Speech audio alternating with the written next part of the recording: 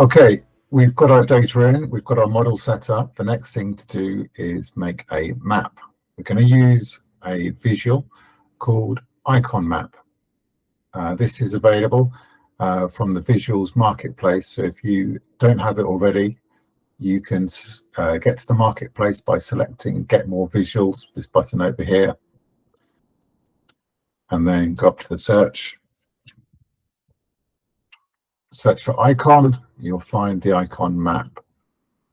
Then select it, and there will be an add button here. Select that, and it is added to your project. Once that's in, you can select it, and we'll just expand that window because no one likes a small map. And what we're going to do, we're going to select columns from our data from street crime into the fields that the IconMap uses. For category, we're just going to use ID, longitude straight to longitude, and latitude goes to latitude. Don't worry about the fact that they are displayed as average of longitude. And the size down here, we're going to use count, and then just change that to just count. So it'll be count of count.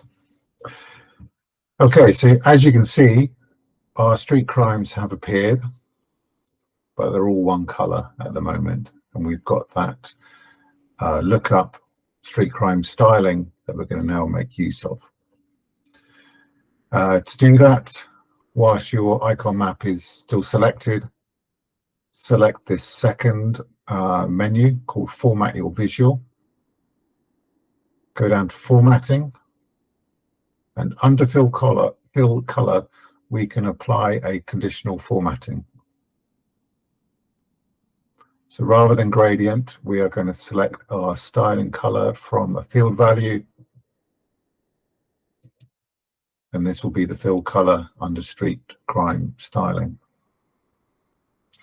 Don't worry about this summarization value over here. You can now press OK. Wonderful. And if we're not happy with our color choices, we can go back to the CSV file, make a change there, and then return to the data pane. In fact, you can do it from here. You can just select refresh data, and that will go off, bring in that CSV file again, and with the color changes, and then we'll automatically apply them.